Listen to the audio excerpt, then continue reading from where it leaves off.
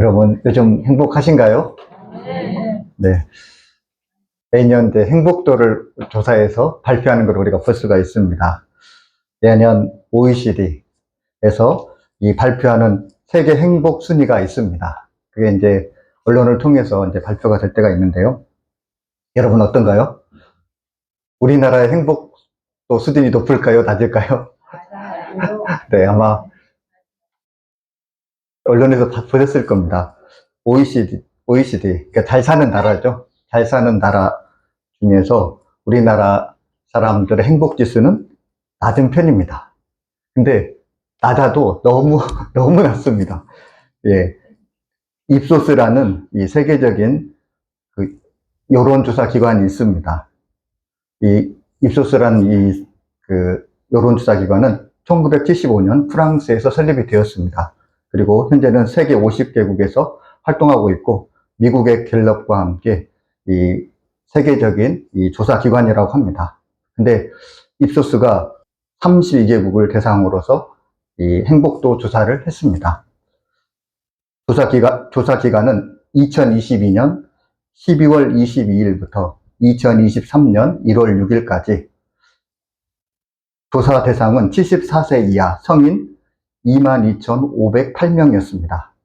그리고 이 조사를 바탕으로 해서 글로벌 해피니스 2023을 발표를 했습니다. 이제 발표가 됐는데요.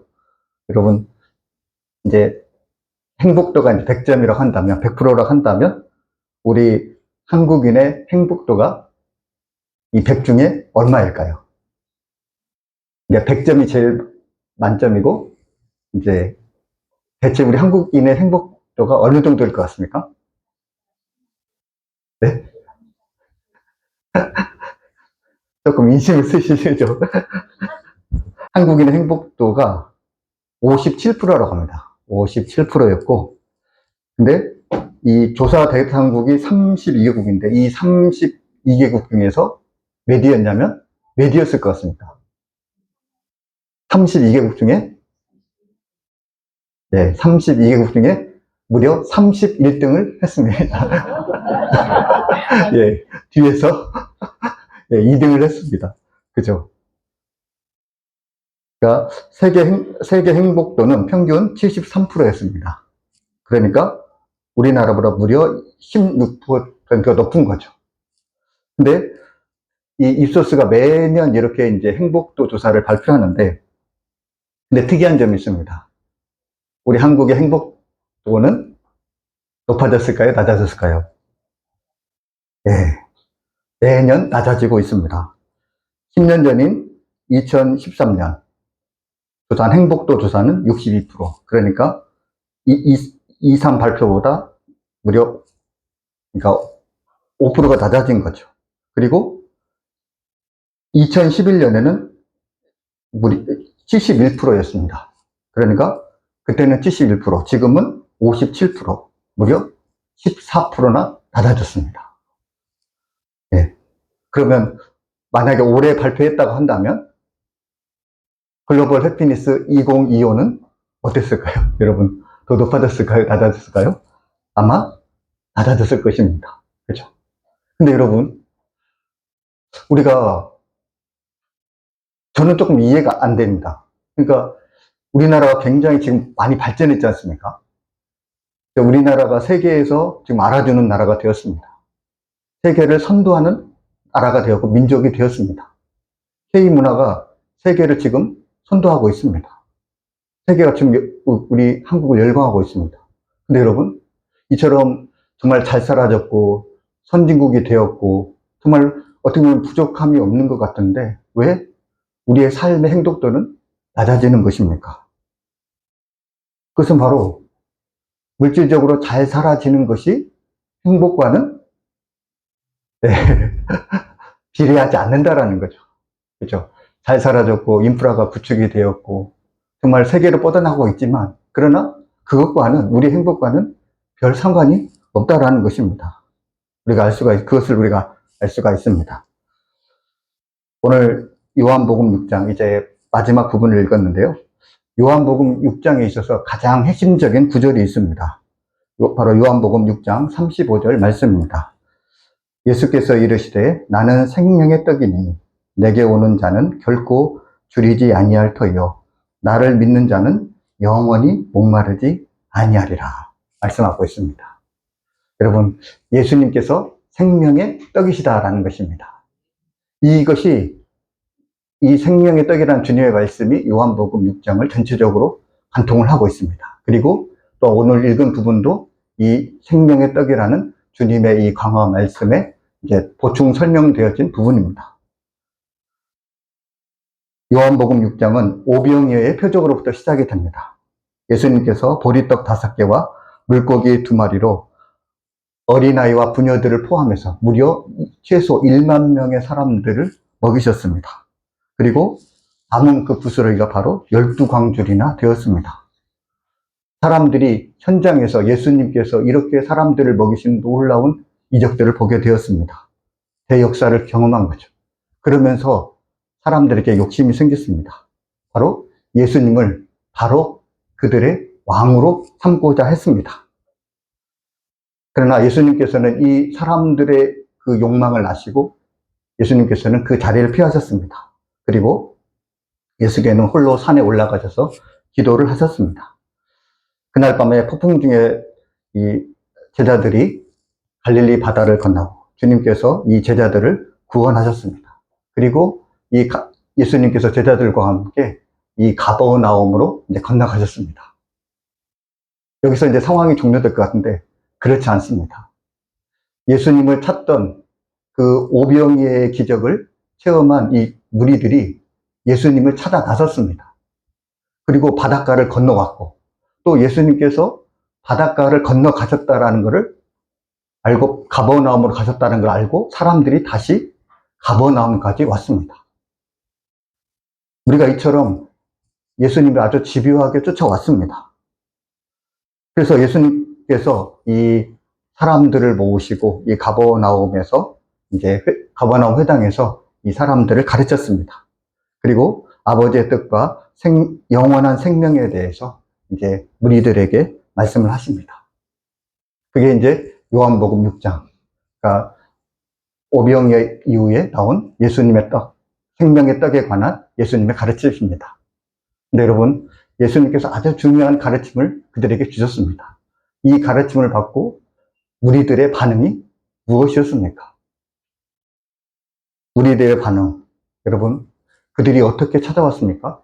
그들이 그 먼 바다를 정말 예수님을 찾아 헤매고 찾아왔습니다. 그런데 예수님의 그 가르침을 듣고 그들이 예수님을 떠나 뿔뿔이 흩어지고 말았습니다. 여러분, 왜 그렇습니까?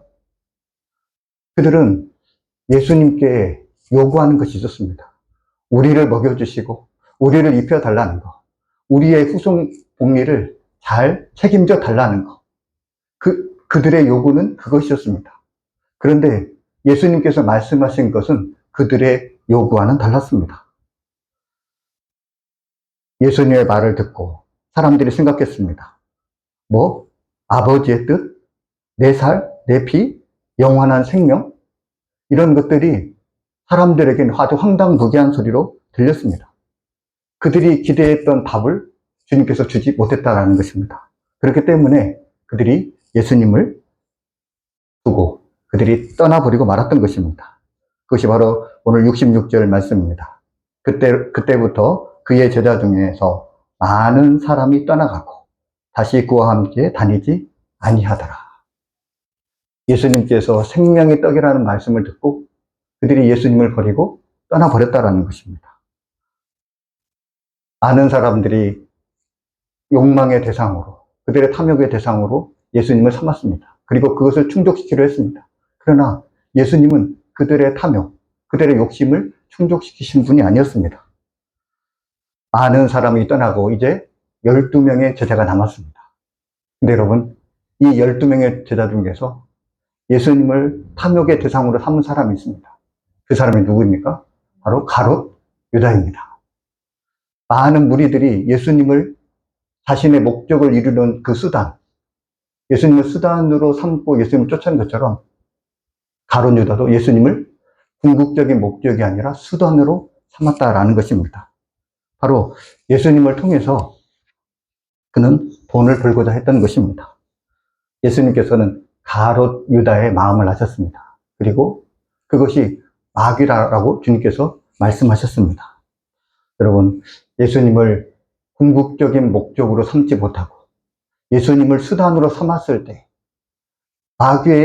그것이 마귀의 일이라는 것입니다. 예수님께서 여러분 왜 생명의 떡에 대해서 말씀하셨습니까? 예수님은 많은 사람들을 먹이셨습니다. 그리고 그들의 배고픔을 아셨습니다. 그리고 그 배고픔을 주님께서 해결해 주셨습니다. 사람들의 그 배고픔이 중요하지 않다라는 것이 아닙니다. 주님은 그것을 잘 아셨기 때문에 그 배고픔을 해결해 주셨습니다. 그런데 주님께서 주고자 하는 것은 그 배고픔이 아니라 그 이상의 무엇인가 하는 것이었다는 것입니다. 그 이상의 것을 주고 싶었다라는 거죠. 여러분, 오병이어를 체험한 무리들, 그들의 존재적인 변화가 있습니까? 아니요. 존재적인 변화가 없습니다. 그들은 그냥 한 끼 먹고 배불렀습니다. 그리고 다시 그들은 배고픔을 느꼈습니다. 그 배고픔 때문에 또 예수님을 찾았습니다. 그들에게 이 오병이어를 체험하고 그들의 존재는 아무것도 변화된 게 없었습니다. 그들은 여전히 불안해하며 불평하고 불만스러워하며 방황하며 슬퍼하며 배고파하는 그러한 군중이었습니다. 주님은 이러한 인간들을 너무나 잘 아셨기 때문에 육신적인 그 빵이 아니라 생명의 떡, 바로 예수님을 구하기를 원하셨던 것입니다. 마태복음 4장 4절에 주님께서 말씀하셨습니다. 사람이 떡으로만 살 것이 아니요 하나님의 입으로부터 나오는 모든 말씀으로 살 것이라. 하나님의 입으로 나오는 모든 말씀으로 살 것이라. 여러분, 하나님의 입으로부터 나오는 모든 말씀, 그것이 무엇입니까? 궁극적으로 바로 하늘에서 육신이 되어 이 땅에 오신, 말씀이 육신이 되어 이 땅에 오신 바로 예수 그리스도라는 거죠. 사람이 빵으로 사는 게 아니라 바로 예수 그리스도로 산다라는 것입니다. 지금 주님께서는 이것을 말씀하고 싶은 것입니다. 나에게 빵을 구할 것이 아니라 나를 구하라. 빵을 힘입어 살 것이 아니라 나를 힘입어 살아라. 그것이 바로 주님께서 우리에게 해주고 싶은 말씀인 것입니다. 예수님을 따르던 많은 무리들, 여러분, 그 무리들 정말 인간의 근본적인 필요가 무엇인지를 잘 알지 못했습니다. 아담과 하와가 하나님께 불순종해서 죄를 범하고 말았습니다. 그리고 인간에게 죄가 들어왔습니다. 여러분, 그 죄로 인해서 어떤 결과가 나타났습니까? 하나님과 우리 사이의 관계가 단절되고 말았습니다. 그리고 여러분, 더 심각한 것은 우리 죄인인 인간은 하나님을 우리의 마음에 두는 것을 싫어했다라는 것입니다. 의식적으로 하나님을 거부하는 거죠. 그것이 죄인인 우리 마음 가운데 있다라는 것입니다. 로마서 1장 28절에 3절 말씀에 이렇게 말씀합니다.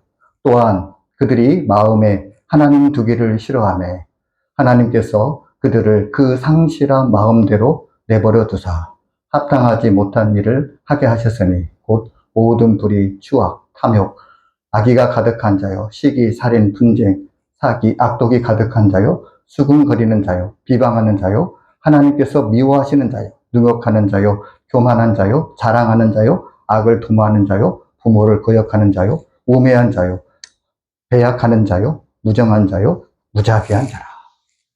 여러분, 인간이 죄로 인해서 하나님과의 관계가 단절이 되었습니다. 뿐만 아니라 하나님과의 관계를 회복하려 하지 않습니다. 오히려 하나님을 마음에 두기에 싫어한다라는 것입니다. 그러면서 사람은 어떻습니까? 그들의 죄 가운데 사람들은 더 살기를 좋아했다라는 것입니다. 사람들은 결국 하나님과의 관계가 단절이 되었지만 그들은 여전히 물질과 쾌락과 명예 이런 것들을 추구하며 살았습니다. 근데 여러분 어떻습니까? 사람들이 하나님을 마음에 두기를 싫어하고 그들의 그 궁극적인 필요를 채우기 위해서 물질과 쾌락과 명예와 모든 것을 가지려고 노력했지만, 그러나 여러분, 사람의 마음에 만족함이 있습니까? 없습니까? 만족함이 없습니다. 사람이 만족을 하지 못하는 이유가 무엇입니까? 그것은 바로 근본적인 그 죄로 인한 하나님과의 관계의 단절입니다. 하나님과의 관계가 회복되지 못했기 때문에 우리의 마음 가운데 여전히 그 갈급함이 있는 거죠. 주님께서는 이것을 아셨고 우리 사람들의 그 목마름, 그 갈급함을 해결해 주고 싶었습니다. 하나님과 우리 인간 사이의 관계를 다시 회복시켜 주고 싶었습니다. 그래서 주님께서 십자가를 지셨고 그 십자가를 통해서 자신의 살과 피를 우리를 위해서 기꺼이 내어주셨습니다. 예수님께서 생명의 떡이 되어주신 것입니다. 이 생명의 떡을 통해서 우리가 궁극적으로 주님과의 관계가 다시 회복될 수 있었습니다. 성 어거스틴은 그에 대해서 고백록에서 다음과 같이 말하였습니다. 하나님, 내 영혼이 당신의 품에 돌아가. 다시 한번 읽겠습니다. 하나님, 내 영혼이 당신의 품에 돌아가 시기까지 결코 평안함이 없었습니다. 당신의 품에 돌아가서 시기까지 결코 평안함이 없었습니다. 이것은 이 어거스틴의 삶을 한 줄로 요약한 것입니다. 어거스틴이 젊어서 방탕한 생활을 했습니다. 철학과 쾌락을 쫓았습니다. 진리를 나름대로 쫓아서 살았습니다. 구하며 살았습니다. 근데 여러분, 이 어거스틴이 추구한 그 쾌락, 그 명예, 그 진리 추구, 이런 것들이 결과적으로 어거스틴에게 만족감을 주지 못했다라는 것입니다. 그러나 그가 성경과 어머니 모니카의 기도, 그리고 암브로시우스 주교의 설교를 통해서 그가 예수 그리스도를 영접하게 되었습니다. 예수 그리스도를 믿고 예수 그리스도를 영접하는 그 순간 그에게 그가 그렇게 추구했던 그 평안이 찾아왔던 것입니다. 인간은 하나님께서 지으신 존재이기에 하나님과의 관계가 회복될 때만 진정한 안식과 평안을 누릴 수 있습니다. 여러분, 세상적인 성공, 쾌락, 지식은 우리의 영혼을 채울 수 없습니다. 오직 하나님 안에서만 안식과 만족이 있습니다. 지난 6월 말경에 우리 컴패션에서 사역하시는 황덕신 목사님께서 우리 교회를 방문해 주셨습니다. 우리 교회가 작년에 그 에티오피아 기아 대책을 위해서 저희가 헌금을 보냈습니다. 그리고 기아 대책, 그 에티오피아 아이들이 우리가 헌금한 돈으로 배고픔을 해결했습니다. 그래서 이제 그 감사의 의미로 이제 우리 교회를 방문해서 이제 우리가 알다시피 저 뒤에 있는 이 액자를 이제 증정해 주셨습니다. 그러면서 이제 목사님이 컴패션의 사역에 대해서 쭉 이제 이야기를 하시는 거예요. 근데 뭐 저희도 뭐 이제 컴패션에 후원하고 있지만은 저는 그냥 컴패션이 그냥 우리 배고픈 아이들에게 물질적으로 후원해 주는 거.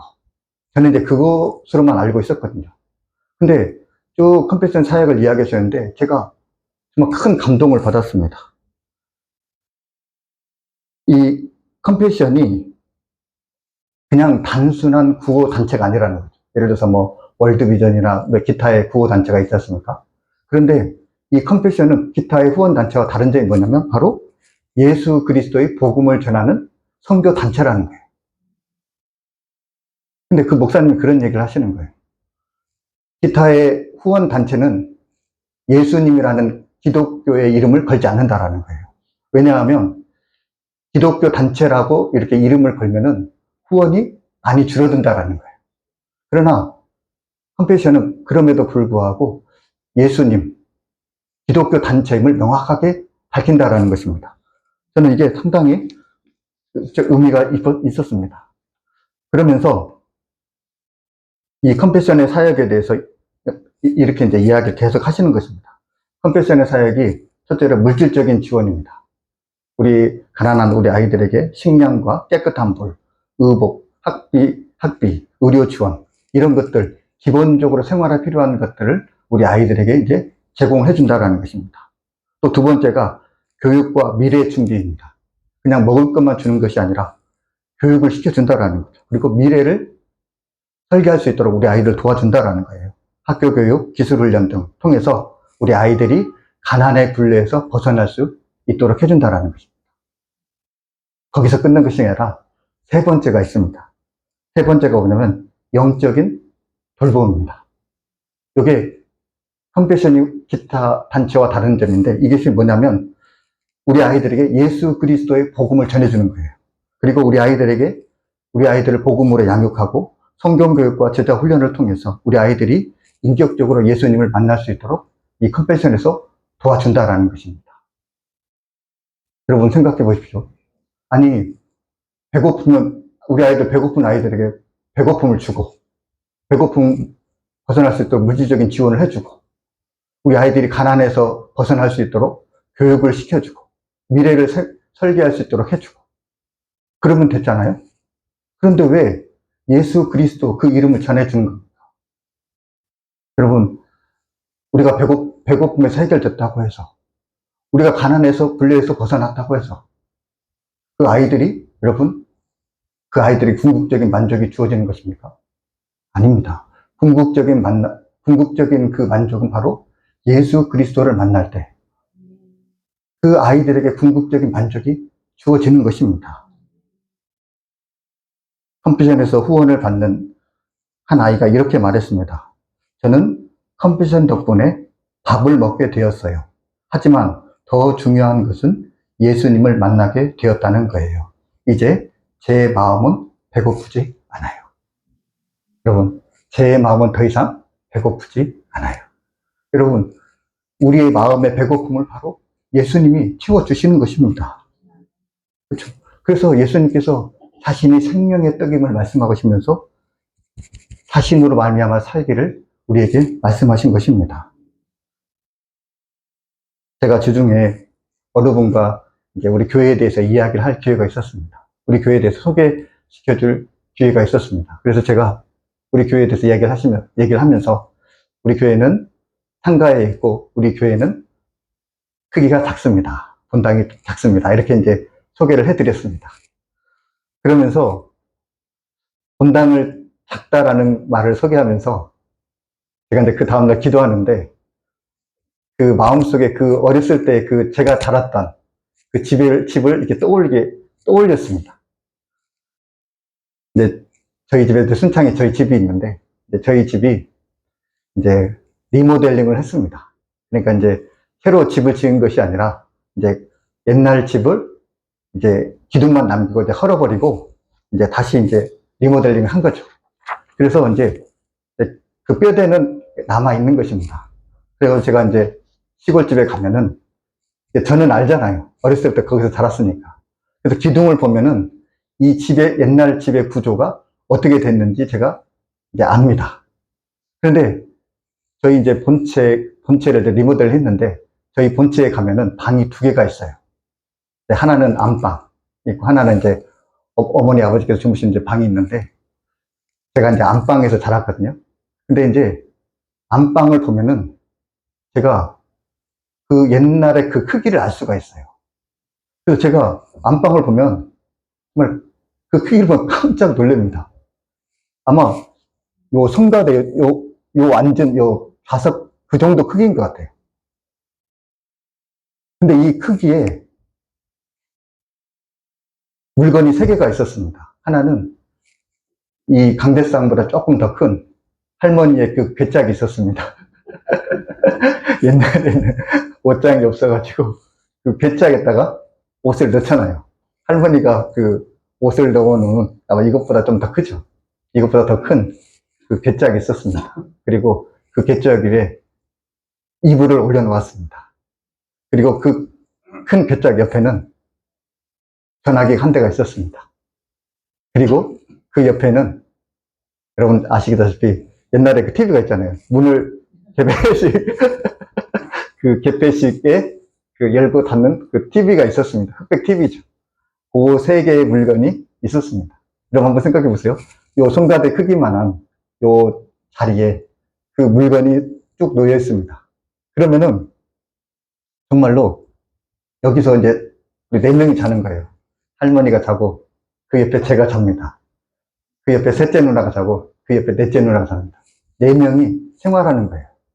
이제 어렸을 때 보면은 이제 그렇게 생활했다는 것이 이제 쭉 이제 기억이 됩니다. 회상이 됩니다. 그러면은 제가 이제 순창에 가서 그 시골집에서 그거를 딱 보면은 어떤 생각이 들지 않아요? 어떤 생각이 들지 않습니까? 어떤 생각이 드냐면은, 아, 정말 가난했네. 아, 정말 살기 힘들었네. 그런 것이 아니라, 아, 나는 정말 여기서 행복했다. 라는 그런 생각이 드는 거예요. 근데 왜 제가 행복했냐면, 제가 우리 할머니의 사랑을 너무 많이 받고 자랐거든요. 그리고 우리 할머니를 제가 너무나 사랑했거든요. 할머니와 잠을 잘 때는 제가 할머니를 항상 꼭 껴안고 잤습니다. 그게 초등학교 6학년 때까지 우리 할머니를 꼭 껴안고 잤습니다. 그러니까 할머니의 사랑을 너무 받은 거죠. 너무 많이 받은 거죠. 그래서 비록 그 크기가 작지만은 그날 그 할머니의 그 사랑이 있기 때문에 사랑을 주었고 사랑을 받았고 그 사랑이 있기 때문에 제가 그곳이 행복했음을 제가 고백할 수 있는 거죠. 근데 제가 그러면서 제가 우리 교회를 생각했습니다. 아, 우리 교회 본당이 작지. 그러면서 내가 먼 훗날에 이때를 생각한다면 나는 이때를 어떻게 회상할까? 아, 우리 교회는 본당이 작았어. 아, 우리 교회는 성도님들이 작았어. 아, 나는 그렇게 생각할까? 아니요, 나는 그렇게 생각하지 않을 것 같습니다. 저는 여기 와서 이 하나님이 주신 그 평안을 느꼈습니다. 아, 이것이 주님이 주시는 평안이구나. 아, 이것이 주님이 주시는 기쁨이구나 하는 것을 제가 알게 되었습니다. 그리고 이곳에서 제가 주님과 동행하는 삶을 살아가고 있습니다. 그리고 제가 여러분들을 사랑하고 있습니다. 여러분의 사랑을 제가 받고 있습니다. 제가 그 작은 방에서 할머니의 사랑을 받고 할머니의 사랑을 누린 것처럼 제가 여기서 주님과 동행하고 주님과 동거하면서 그 주님의 사랑을 받고 또 주님을 사랑하고 있습니다. 그렇기 때문에 여러분, 본당이 작다고 해서 성도가 많지 않다고 해서 저는 그런 것들이 아무 개의치 않다라는 거죠. 오히려 아, 그때가 너무 행복했다. 아, 그때가 너무 좋았다. 저는 이렇게 생각할 것 같습니다. 여러분, 그것이 저의 고백입니다. 여러분, 우리가 얼마나 많이 가졌느냐, 얼마나 큰 성공을 거두었느냐, 얼마적인 사회적인 지위를 갖추었느냐. 물론 그것도 중요하죠. 먹고 사는 문제 참 중요합니다. 그리고 그것이 우리의 짐이고 우리의 어떻게 보면 고통입니다. 그러나 여러분, 그것 이면에 더 중요한 것이 있다는 것입니다. 바로 주님과 동행하며 주님과 동거하는 삶. 여러분, 그것이야말로 우리에게 궁극적인 만족과 기쁨을 준다라는 거죠. 여러분, 어떻습니까? 주님을 품에 꼭 안고 여러분 살아가고 계십니까? 여러분, 무엇보다도 주님을 꼭 품에 안고 사시는 저와 여러분 되시기 바랍니다. 주님과 사랑의 교제를 나누시기 바랍니다. 그때 정말 말할 수 없는 하나님이 주신 그 기쁨과 평화 가운데 살아갈 줄로 믿습니다. 그러면 내가 저와 여러분 가운데 있기를 주님의 이름으로 축복합니다. 기도하겠습니다. 주님, 감사합니다. 주님의 은혜와 사랑을 우리에게 한량없이 부어주심을 감사합니다.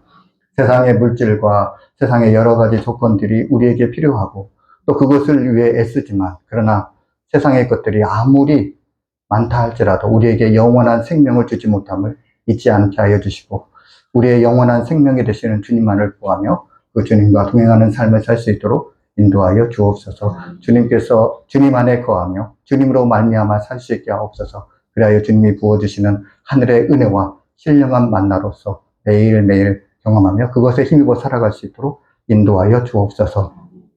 이 모든 말씀 예수님의 이름으로 감사하며 기도하옵나이다. 아멘.